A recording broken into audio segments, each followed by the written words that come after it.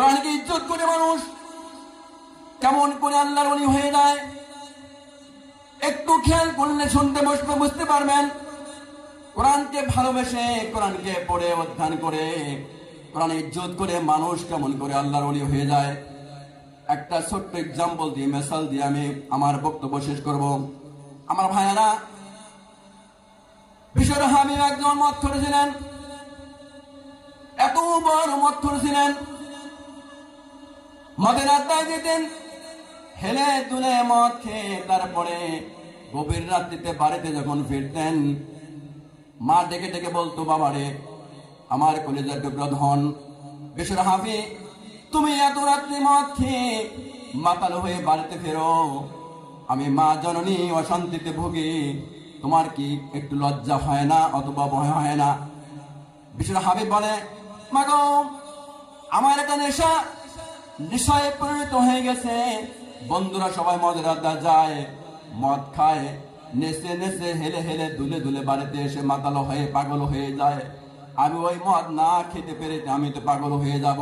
মাগো, তুমি যতই আমাকে বলো না কেন, আমি তা থেকে কোনোদিনও রেহাই পেতে পারবো না, সম্ভব না আমার। আমি মদের আড্ডা থেকে কোনো দূরে সরে যেতে পারবো না। আমার ভাইরা বন্ধুরা গো, বিশ্বর হাবিবের মা চিন্তায় পড়ে গেলেন।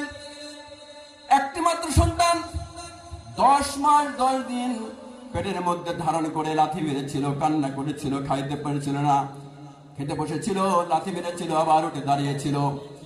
আমার ভাইয়েরা ঘুমিয়েছিল, হঠাৎ করে লাথি মেরেছিল, আবার ঘুম থেকে জেগেছিল। এইভাবে 10 মাস 10 দিন পেটে ধারণ করার পরে যখন দুনিয়াতে বিশ্বর হাবিব আসলো, চিন্তা ছিল আমি ছেলেকে মাদ্রাসায় পড়াবো, মাদ্রাসায় ভর্তি করে দিয়ে কোরআনকে শিক্ষা অর্জন করার জন্য সহযোগিতা করব। কিন্তু আমার ছেলে তো সেই পরিমাণ হলো না, বাজে ছেলের সাথে সঙ্গ দিয়ে সে মদের আড্ডায় গিয়ে মদ খায়।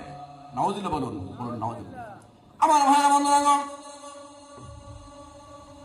এইভাবে রোজ রোজ বিশ্বর হাবিব মা ওযু করে নামাজ পড়তে যায়। সুন্দর করে ওযু করে নামাজ পড়ার পরে সিজদায় গিয়ে বলে, আল্লাহ গো, আমি মা জননী তোমার কাছে সাহায্য চাই, তুমি আমার ছেলে বিশ্বর হাবিবকে তুমি ভালো করে দাও, ভালো করে দাও, তাকে তুমি মদের আড্ডা থেকে ফারাক করে তুমি ইসলামের পথে দাখিল করো, কোরআনের পথে ইজ্জত দেওয়ার জন্য তৌফিক দান করো।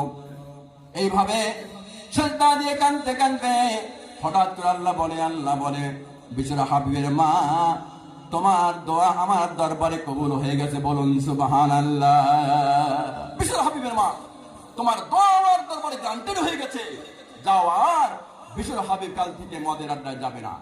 আমার ভাইরা বন্ধুরা, দ্বিতীয় দিন থেকে যখন বিশ্বর হাবিব আবার বাড়ির থেকে বের হয়ে যাচ্ছে, মা বলছে, বেটারে, রোজ রোজ তোমাকে কিন্তু আমি বারণ করি, তোমাকে আমি নিষেধ করি মদের আড্ডায় যাওয়ার জন্য, তুমি আজও তো আমার বারণ শুনতেছো না, কেন মদের আড্ডায় যাও? বেটারে, আদর করে ভালোবেসে বুকের ধন্ডে তোমাকে আমি বুকের আমার দুধ পান করায় তোমাকে বড় করেছি, তুমি আমার আদেশ মানো, মদের আড্ডায় যাও না।